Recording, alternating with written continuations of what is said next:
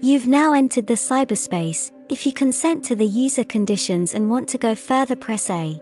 Please note that you are unable to withdraw your consent once you pressed A. A large part of you has been extracted from you. An even larger part of you now exists everywhere and nowhere.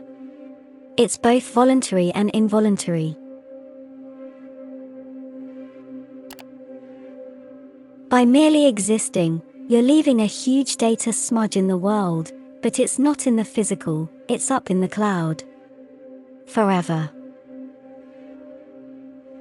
Once your data is uploaded, other users will have access to it. I think right from the beginning, it was very clear that this was going to be a huge violence against women issue, because that was, it was made on forums which are specifically using women's bodies without consent. Like, that was the genesis of this technology. As soon as we basically heard about it, we felt really passionate about sharing, making sure that people knew this as a violence against women issue, and we could see the kind of vast, explosive potential for this technology to explode, and the numbers of people that could be potentially targeted. And really sadly, as we've gone along the journey of making the film, all of the worst predictions have come true, and the culture of making deepfakes has grown exponentially.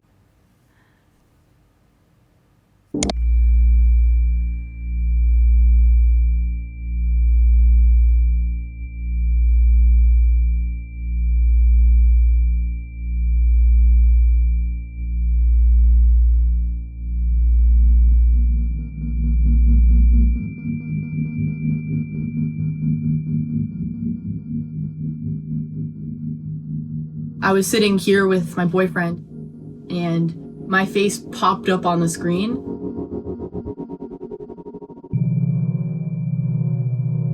And it was just shocking, like seeing my face looking at the camera, basically making eye contact with me.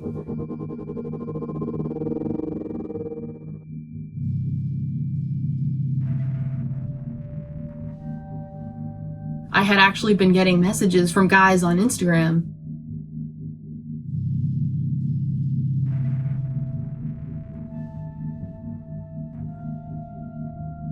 It clicked, like, oh my God.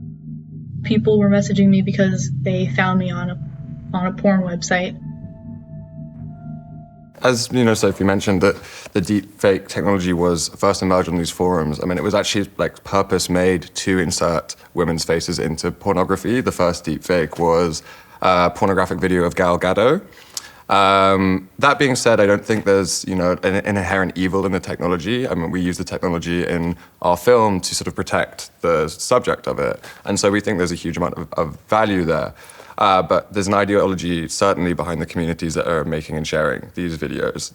The extent of the misogyny, which is sort of pervasive on these forums, is extraordinary. And we found Taylor because we wanted to know, if someone was to find their deepfake on 4chan, how would they be able to sort of discover where else it might be on the internet? And so we'd found a deepfake on 4chan and reverse image searched that, like a screenshot of that deepfake.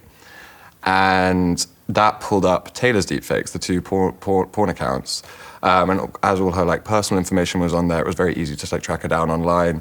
And we had a call with her and kind of explained our strategies for safeguarding her, that her identity would be protected through the film, that the film would be sort of produced kind of on her terms. She would be sort of self-documenting her story. We wouldn't be invading her life. And quite quickly, she agreed to do it. Yeah, I think that if we hadn't come up with this strategy of deepfaking her throughout the film to protect her identity, there's basically no way that she would have felt safe to do it.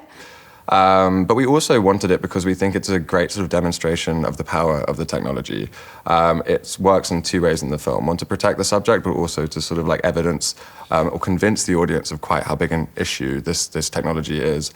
So a lot of people aren't aware of quite how impeccable this technology can be when done right. Yeah. Face detected. I think also we really believe that the technology itself is not inherently the problem. It's the use and misuse of the technology. Like everything, this technology can be used in a positive way. It has huge potential in the documentary field to revolutionize our ability to speak with sources that need to remain anonymous. You know, previously, if you're interviewing someone that absolutely cannot share their identity, you would have to blur their face or shoot from behind, or, you know, and in so doing, you can't get any access to that person as a human being. You can't see the emotion on their face. So that's one of, I think, many ways that deepfakes could be used in an exciting and interesting way if we were to get a handle on the really, really problematic kind of social misuses. The face is the most exposed, most vulnerable expressive aspect of the other's presence. What we call the face is precisely this exceptional presentation of self by self. Sadly, the place where we are today is that, as you say, the police don't take this seriously. There aren't any institutions or bodies that will help you. We think that it's completely ridiculous that these sites, which are literally built so that they can abuse women, are allowed to continue unchecked and people can be making money off this abuse. So I think that we believe that laws are really important in setting a new social kind of contract around this. We don't think that that's going to stop everyone from doing it, and there's a lot of people that will use anonymity. It's very hard to track down some of these anonymous perpetrators. But what that does do is it sends a really clear message that this is not acceptable. Will you be able to reappropriate your face? There's a lot to be afraid of. There is a lot to be afraid of. I think that there are so many different applications of AI, and each has its own very specific questions and issues. Yeah, there's so many ways that artificial intelligence are going to be for the betterment of society.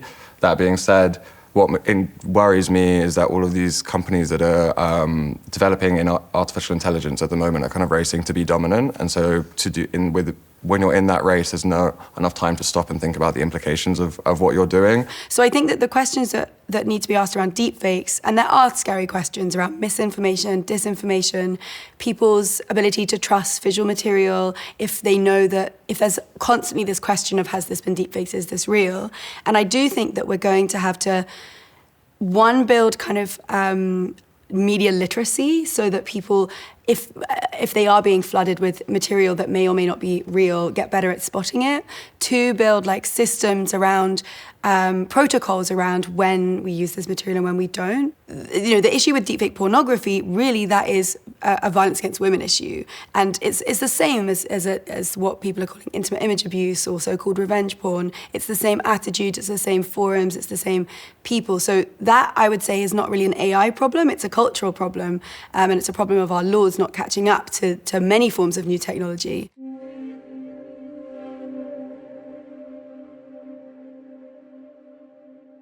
At what point do you stop being a person and become an object? Something went wrong.